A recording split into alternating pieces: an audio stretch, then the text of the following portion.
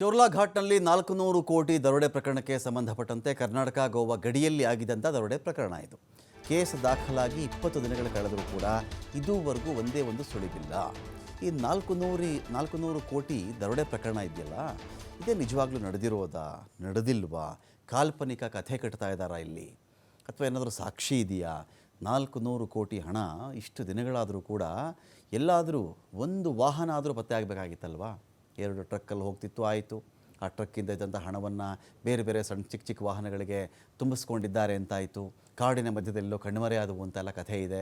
ಆ ಚೋರ್ಲಾ ಘಾಟಲ್ಲಿ ಅನೇಕ ಕಿಲೋಮೀಟರ್ವರೆಗೆ ನೆಟ್ವರ್ಕೇ ಸಿಗಲ್ಲ, ಹಾಗಾಗಿ ಇನ್ಫಾರ್ಮೇಷನ್ ಕೊಡೋಕ್ಕಾಗಿರಲಿಲ್ಲ ಅಂತಾಯಿತು. ಇದರ ಮಧ್ಯದಲ್ಲಿಯೂ ಕೂಡ ಎಲ್ಲಾದರೂ ಒಂದು ಸಣ್ಣ ಸುಳಿವಾದರೂ ಸಿಗಬೇಕಾಗಿತ್ತಲ್ವ ಅಂತ ಒಂದು ಪ್ರಶ್ನೆ ಇದೆ ಇಲ್ಲಿ. ಮಹಾ SIT ಮೇಲೆ ನಂಬಿಕೆಯನ್ನೇ ದೂರುದಾರ ಕಳೆದುಕೊಂಡಿದ್ದಾನ ಇಲ್ಲಿ. ಬೆಳಗಾವಿಯಲ್ಲೇ ದೂರು ದಾಖಲಿಸಬೇಕು ಅಂಥೇಳಿ ಇದೀಗ ಸಂದೀಪ್ ಮುಂದಾಗ್ತಾ ಇರೋದು. ನಮಗೆ ಮಹಾರಾಷ್ಟ್ರ ಪೊಲೀಸರ ಮೇಲೆ SIT ಮೇಲೆ ನಂಬಿಕೆ ಬರ್ತಾ ಇಲ್ಲ, ಕರ್ನಾಟಕ ಪೊಲೀಸರು ತನಿಖೆಯನ್ನು ಮಾಡಿದ್ರೆ ಮಾತ್ರ ನಿಜ ಗೊತ್ತಾಗುತ್ತೆ ಅಂತ ಸಂದೀಪ್ ಮುಂದಾಗಿರೋದು. ಇದೀಗ ಕಿಡ್ನ್ಯಾಪ್ ಆಗಿದ್ದಂಥ ಉದ್ಯಮಿ ಸಂದೀಪ್ ಪಾಟೀಲ್ ಸ್ಫೋಟಕ ಹೇಳಿಕೆ ಕೊಟ್ಟರು. ಸಂದೀಪ್ ಹೇಳ್ತಿರೋದೇನು ಅಂದರೆ, ಪ್ರಕರಣದ ಬಗ್ಗೆ ಕರ್ನಾಟಕದಲ್ಲಿಯೂ ಕಂಪ್ಲೇಂಟ್ ಕೊಡ್ಲಿಕ್ಕೆ ನಾನು ರೆಡಿ ಇದ್ದೀನಿ. ಕರ್ನಾಟಕ ಪೊಲೀಸರಿಂದ ಮಾತ್ರ ಅವ್ರು ತನಿಖೆ ಮಾಡೋದ್ರಿಂದ ಮಾತ್ರ ಪ್ರಕರಣ ಬಯಲಾಗಲಿದೆ. ನಾನು ಕರ್ನಾಟಕದಲ್ಲಿ ದರೋಡೆ ಪ್ರಕರಣ ದಾಖಲಿಸೋದಕ್ಕೆ ಸಿದ್ಧ ಆಗಿದ್ದೀನಿ. ಕರ್ನಾಟಕ ಪೊಲೀಸರು ತನಿಖೆಗೆ ರೆಡಿ ಇದ್ದರೆ ಕಂಪ್ಲೇಂಟ್ ನಾನು ಕೊಡ್ತೀನಿ. 400 ಕೋಟಿ ರೂಪಾಯಿ ದರೋಡೆ ಆಗಿರೋದು ಕರ್ನಾಟಕದಲ್ಲಿಯೇ, ಚೋರ್ಲಾ ಘಾಟ್ನಲ್ಲೇ ದರೋಡೆ ಆಗಿರೋದು ಅಂತ ಜಯೇಶ್ ಕದಮ್ ಒಂದು ಕಡೆ ಮಾತಾಡಿದ್ದಾನೆ. ಕರ್ನಾಟಕ ಪೊಲೀಸರು ತನಿಖೆ ಮಾಡಿದರೆ ಸತ್ಯತೆ ಹೊರಬರುತ್ತೆ. ಕಿಡ್ನ್ಯಾಪ್ ಆಗಿದ್ದಂಥ ಉದ್ಯಮಿ ಸಂದೀಪ್ ಪಾಟೀಲ್ ಹೇಳಿಕೆ ಇದು.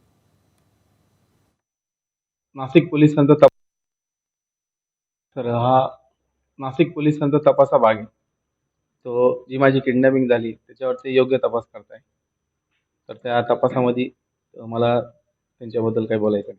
सर जर का बेळगाव पोलीस याच्यामध्ये तपास करत असतील तर मी तिथे रॉबरीचा गुन्हा दाखल करू शकतो. मी करायला तयार आहे. हो, जर का ते तपास करत असतील कर्नाटक पोलीस तर मी तिकडे गुन्हा दाखल करायला तयार आहे. तर याच्यामध्ये मी त्यांना एवढंच आव्हान करेल. ಇಟ್ಟಿಸ್ಕೊಳ್ಳೋಕೆ ಇದೀಗ ಶ್ರೀಧರ್ ಇದ್ದಾರೆ. ಶ್ರೀಧರ್, ಒಂದು ಕಡೆ ಈಗ ಇಲ್ಲಿ ದೂರುದಾರ ನಾನು ಕರ್ನಾಟಕದಲ್ಲಿ ದೂರು ಕೊಟ್ಟರೆ ಸರ್ ಹೋಗ್ಬಿಡುತ್ತೇನೋ, ತನಿಖೆ ಆಗಿಬಿಡುತ್ತೇನೋ ಅಂತ ಹೇಳಿ ಒಂದು ಆಶಾವಾದ ವ್ಯಕ್ತಪಡಿಸ್ತಾ ಇರೋದು. ಕರ್ನಾಟಕ ಪೊಲೀಸರು ಒಪ್ಪಿದ್ರೆ ಅಂದರೆ ಏನೇನು ಪ್ರಯತ್ನ ಮಾಡ್ತಾ ಇದ್ದಾನೆ ಈ ಕಂಪ್ಲೇಂಟ್ ಅಂತ ಈಗ?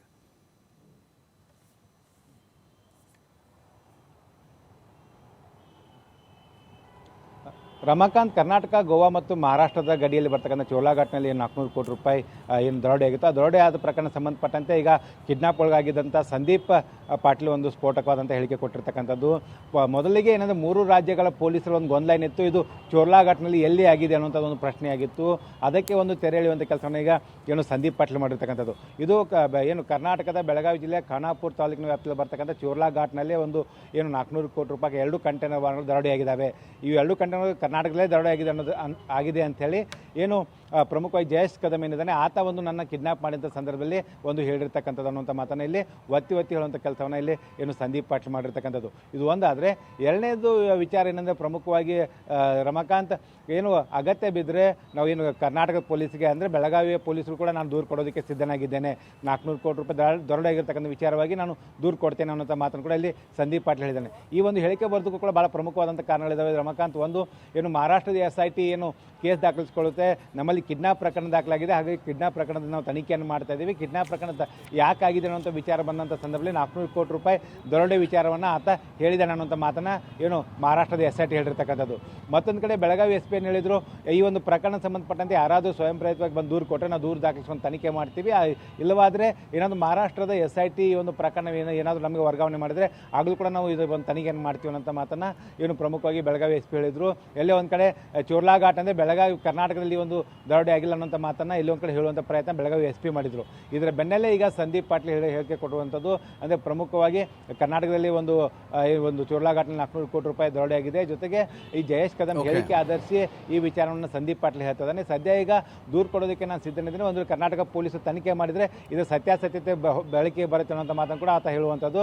ಆದರೆ ಈಗ ಸಂದೀಪ್ ಪಾಟೀಲ್ ಕೇವಲ ಮಾಧ್ಯಮಗಳಿಗೆ ಹೇಳಿಕೆ ಕೊಟ್ಟಿದ್ದಾನೆ ಹೊರತಾಗಿ ಈ ನಿಟ್ಟಿನಲ್ಲಿ ಏನಾದರೂ ಬಂದು ದೂರು ಕೊಡ್ತಾರೆ. ಯಾಕಂದರೆ ಕರ್ನಾಟಕ ಪೊಲೀಸರು ಈಗಾಗಲೇ ಒಂದು ಸುತ್ತಿನ ಏನು ಆತನಿಂದ ಮಾಹಿತಿಯನ್ನು ಕಲೆ ಹಾಕುವಂಥ ಕೆಲಸ ಈಗಾಗಲೇ ಮಾಡಿದ್ದಾರೆ. ಅದೇ ಸಂದರ್ಭದಲ್ಲಿ ನಾನು ದೂರು ಕೊಡ್ತೀನಿ ಅಂತ ವಿಚಾರವನ್ನು ಕೂಡ ಸಂದೀಪ್ ಪಾಟೀಲ್ ಏನಾದರೂ ಇಂಗಿತ ವ್ಯಕ್ತಪಡಿಸಿದರೆ ಇಷ್ಟೊತ್ತಿಗಾಗಲೇ ಕರ್ನಾಟಕ ಪೊಲೀಸರು ದೂರನ್ನು ದಾಖಲಿಸಿಕೊಂಡು ತನಿಖೆಯನ್ನು ಕೈಗೊಳ್ತಾ ಇದ್ರು. ಸದ್ಯ ಈ ಒಂದು ಪ್ರಕರಣ ಸಂಬಂಧಪಟ್ಟಂತೆ ಮಹಾರಾಷ್ಟ್ರ SIT ತನಿಖೆ ಮಾಡ್ತಾ ಇದೆ. ಮಹಾರಾಷ್ಟ್ರ SIT ತನಿಖೆಯ ಒಂದು ಸ್ಪಷ್ಟತೆ ಬಂದ ಬಳಿಕ ಮುಂದಿನ ಒಂದು ಏನು ನಿರ್ಧಾರಕ್ಕೆ ಬೆಳಗಾವಿ ಪೊಲೀಸರು ಮುಂದಾಗುವಂಥ ಸಾಧ್ಯತೆ ಇರತಕ್ಕಂಥದ್ದು. ರಮಾಕಾಂತ್. Thank you Sridhar.